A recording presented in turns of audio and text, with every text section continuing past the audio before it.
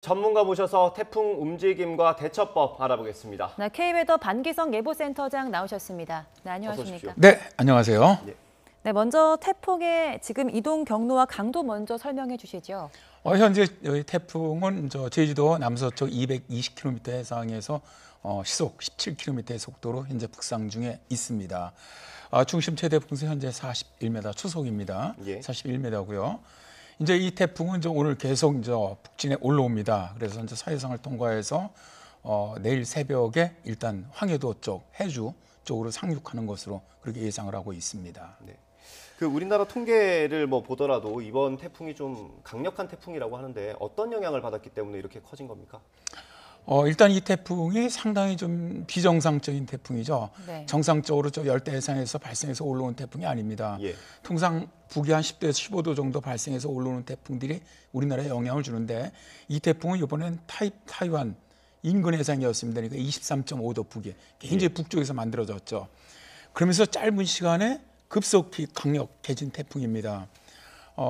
실제로 이제 이렇게 강력해질 수 있던 가장 큰 원인은 이 대만 타이완서부터 동중국해 쪽의 이 해수 온도가 상당히 높습니다. 지금 30도 이상으로 굉장히 높다 보니까 많은 에너지를 공급받으면서 급속히 발달한 아주 이례적인 태풍이라고 보시면 되겠습니다.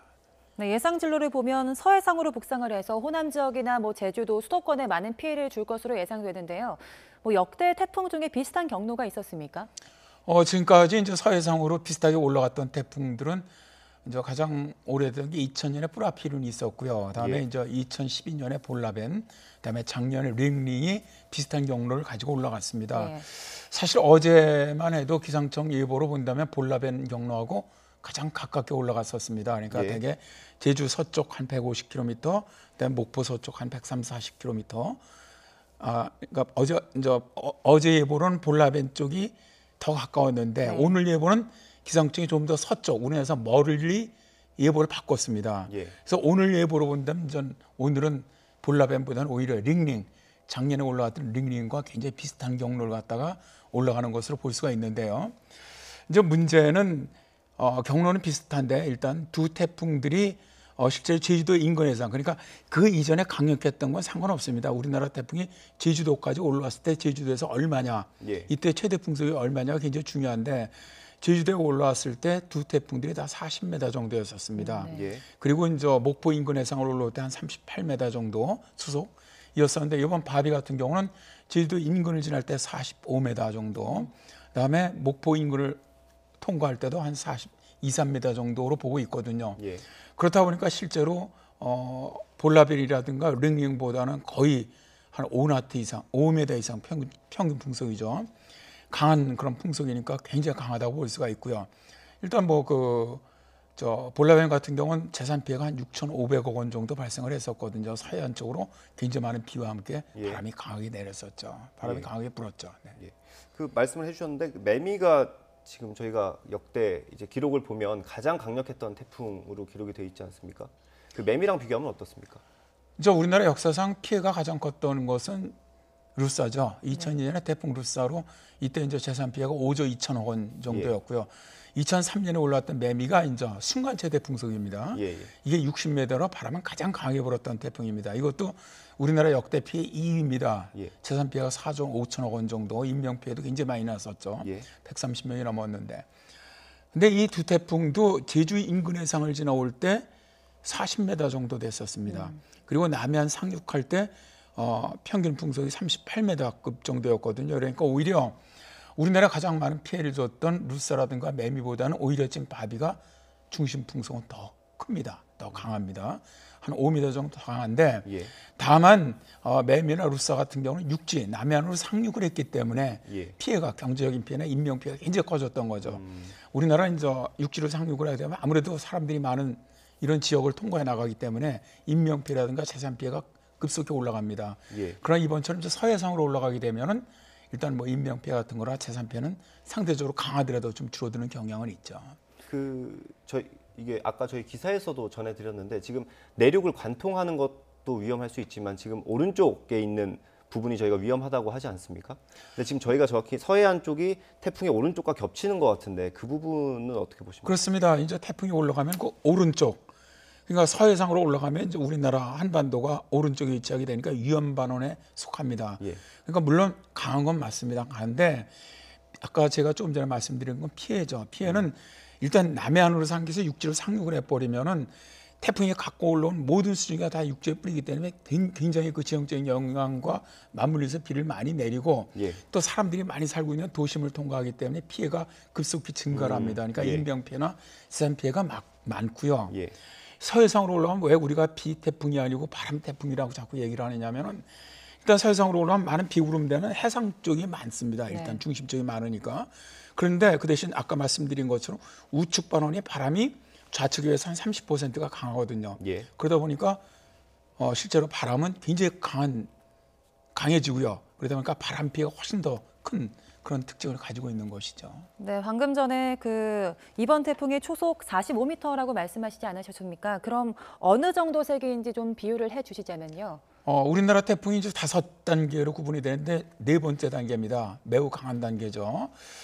그래서 우리가 이제 통상 약한 단계에서는 이제 가판이 떨어져 날리는 그런 수준이라고 보고요. 태풍이 이제 강도가 중정도일 때입니다. 33m 이하일 때는 지붕이나 기와장이 날아가는 수준으로 보고 있고요. 지금 현재 태풍의 수준이 지금 강한 수준인데 이때는 이제 기차가 탈선할 정도고요. 예. 오늘 이제 9시 이후서부터는 매우 강한 태풍으로 발달합니다. 이때부터는 사람이나 큰 바위도 다 날아갈 정도입니다. 그리고 이제 54m 이상 이제 초강력 태풍이라고 부르는데 이때는 이제 건물이 붕괴가 된다고 얘기를 하는데 시멘트 건물까지도. 실제 이번 태풍이 중심 최대 풍속은 45m지만 예. 이제 제가 아까 말씀드린 건 순간 최대 풍속입니다. 매미 때도 순간 최대 풍속이 60m였거든요. 우리나라 지금까지 기록은 가장 강했던 게 이제 60m입니다. 예. 근데 이번 태풍 같은 경우는 실제로 그 이전 태풍보다 제주도에서 올라올 때 훨씬 더 강하기 때문에 5m 이상 평균 풍속이. 그렇다면은 거의 평균 순간 최대 풍속은 60m를 기록을 깰 것으로 보고요. 지금 가장 강하게 불 것으로 예상되는 게 제주도 산간이라든가 흑산도라든가 홍도, 서해상, 섬들이라든가 서해안 쪽 이쪽으로는 거의 지금 기상청에서 40에서 60m 정도 예보를 냈는데 많이 부는 곳은 65m 초속 이상 부는 곳도 있을 것으로 봅니다. 그러니까 실제로 이 바람으로 인한 피해가 굉장히 극심할 것으로 예상이 됩니다. 예, 그 바람 태풍이라고 저희가 지금 계속해서 강조를 하고 있지만 비도 굉장히 많이 오지 않습니까? 그렇습니다. 바람으로 인한 피해가 훨씬 더 크다는 것이지 이제 비가 적다는 뜻은 아닙니다. 예. 실제로 이번 태풍 같은 경우는 이제 제주도 같은 경우는 거의 500mm 이상 예상이 되고요. 그다음에 이제 전남 쪽이죠. 전남 쪽과 지리산 쪽은 거의 300mm 이상 정도 예상을 하고요. 서해안 쪽이죠. 서해안 쪽도 한 200mm 정도. 그다음에 이제 수도권을 포함해서 대개 이제 중부지방 쪽으로는 한 50에서 100, 많은 곳 한 150mm 정도 예상을 하고 있습니다. 예, 지금 일단 바람과 우리 비 상황을 봤을 때 저희 그 서해안 쪽에 만조 상황이랑 겹칠 수 있어서 좀 피해가 클 것 같은데 그건 어떻게 보십니까? 네, 그렇습니다. 실제로 지금 제주도도 가장 근접하는 시간대가 이제 만조 시간이 되고요. 남해안 쪽도 이제 오늘 예를 들어서 이제 저녁 때 목포 쪽으로 갔다 통과해 올라가는데 대개 저녁 무렵이죠. 그때가 밀물 시간하고 같이 겹칩니다. 목포가 이제 20시 17분이고요. 만조 시간이. 예. 다음에 이제 군산이 20시 59분, 다음에 여수가 15시 6분인데 이 시간들하고 거의 겹치기 때문에 실제로 태풍 자체가 바닷물을 끌어올리는 힘도 있고 거기다 지금 이제 굉장히 바람이 강하기 때문에 파도도 높아지고 밀물까지 겹친다면은 이 해안가 저지대 쪽은 해일 가능성도 굉장히 높다고 봅니다. 네. 그래서 이번 태풍이 특히 바람도 강하고 파도도 높고 밀물 시간과 겹치기 때문에 해안 저지대 주민들은 미리 대피하시는 것이 가장 좋을 것으로 보고 있습니다. 네, 그럼 지역별로 가장 위험한 시간을 좀 정리를 해주시자면요. 제주 지역은 일단 9시부터 15시 사이 정도가 될 것으로 보고요. 대개 이제 피크 타임은 그 정도로 보고 있고요. 그다음에 목포 정도는 16시부터 한 23시 전후 정도까지요. 그다음에 이제 수도권 정도는 대개 새벽 2시부터 한 7시 정도 그때가 가장 위험한 시간이 될 것으로 예상하고 있습니다. 그 아까 말씀을 해주셨는데 해일 얘기를 해주셔가지고요. 저희가 해안가에 있는 분들이 일손을 다 놓고 그냥 다 대피할 수는 없잖아요. 지금 당장. 그래서 혹시 해일을 좀 이렇게 예측할 수 있는 전조랄까요? 그런 게 좀 있을까요? 지금은 이제 너울성 파도고요. 현재 이제 제주도나 이렇게 들어오는 거 아니 멀리서부터 들어오는 거는 근데 중요한 건 지금 현재는 남해안은 괜찮습니다. 이제 예. 제주도는 이제 바닷가 나가면 안 되겠죠. 당연히 어떤 일 때문에도 바닷가 가시면 안 되고요. 예. 뭐 방파제나 이런 데 나가시면 안 됩니다. 바로 월파라에서 갑자기 느닷없이 그 들이닥치는 파도에 쓸려 내려가거든요. 예. 바다로 들어가기 때문에. 그런데 일단 제가 말씀드리는 건 왜 위험 시간을 말씀드리냐면은 자 이제 가장 위험한 시간이 예를 들어서 목포 남해안 쪽은 오늘 오후 16시부터 예를 들어서 23시까지라고 한다면 그 시간대는 절대로 바닷가 근처는 가지 마시라는 얘기입니다. 어떤 일이 있어도. 예.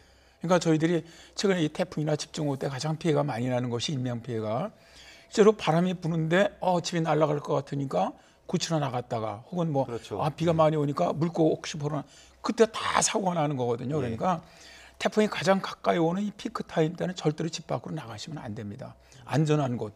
특히 이제 지금 같은 경우는 저 산림청에서도 이제 산사태 경보를 갖다가 위험 경계 당보로 올렸죠. 예.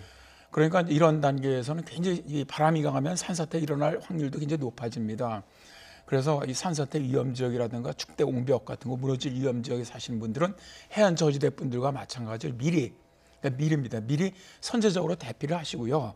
그냥 가장 안전한 곳에 실내에서만 왜냐하면 이 태풍이 올라오면 바람이 불면 이 비산물들 날아다니는 곳에서 다치는 경우가 굉장히 많습니다.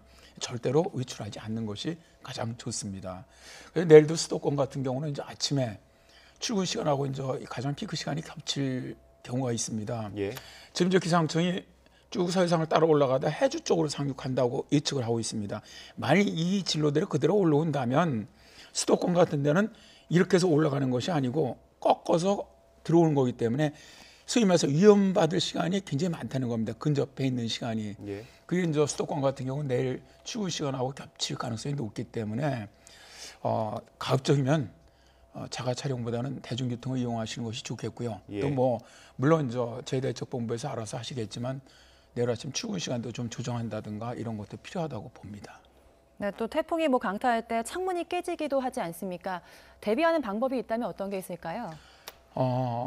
사실 이제 가장 중요한 것이 태풍 같은 것은 일단 문틈이나 이런 틀에 고정을 시켜서 흔들리지 않도록 하는 것이 가장 중요하죠. 그죠? 그런데 이제 저는 이제 많은 분들이 이제 그렇게 얘기를 하니까 야 이제 뭐 신문지를 붙인다든가 테이핑을 하는 것이 의미가 없다고 생각하시는데 그건 아닙니다. 흔들리지 않도록 고정을 하는 것이고 만약 그래도 태풍이 강할 때는 이 유리창이 깨질 경우가 있거든요. 그럴 때는 이 테이핑을 해놓은 유리창은 그대로 이렇게 떨어지면서 앞에 떨어져서 피해를 안 주는데 만일 바람이 강한데 깨지게 되면 그것들이 작은 파편들에 의해서 사람이 굉장히 위험합니다. 그래서 가급적 태풍이 올라올 때는 방도 이 유리창 있는 방에 계시지 마시고 안쪽 방으로 계시는 것이 가장 좋습니다. 센터장님 마지막으로요. 그 앞으로 좀 뭐 다음 주쯤에 저희 태풍이 또 온다는 소식이 있더라고요. 그걸 좀 미리 안내를 해주시죠. 사실 참 걱정이 많습니다. 이번 태풍은 이제 굉장히 높은 고위도에서 만들어서 올라오는 태풍인데 다음번 현재 예상돼서 모델에 잡히는 태풍들은 굉장히 그 전형적인 강한 태풍입니다. 그러니까 이제 거의 열대상 적도 근처에서 만들어서 북상하는 태풍이기 때문에 상당히 대형이 될 가능성이 일단 높다고 보고요. 예. 현재 지난번 제가 태풍 때도 좀 말씀을 드렸었는데 태풍이 올라오는데 우리나라 쪽으로 거의 올라올 것이다. 태풍의 길이 열려 있다고 저희들은 얘기를 하는데 그러니까 이번 태풍 같은 경우도 지금 우리나라 쪽으로 올라오고 있는 거거든요. 어쨌든 예. 다음번 태풍도 올라온다면 거의 우리나라 쪽으로 올라올 가능성이 높다고 봅니다. 현재로 본다면. 그렇다면 상당히 다음 주도 수요일, 목요일, 금요일 전후에 아마 우리나라를 갖다 강타할 것으로 예상이 되는데 저는 개인적으로는 굉장히 걱정이 많습니다. 네, 2000년대 이후 가장 강력한 태풍이라고 하는데요. 주의를 기울이시고 철저하게 대비가 필요할 것 같습니다. 오늘 말씀 고맙습니다. 네, 감사합니다.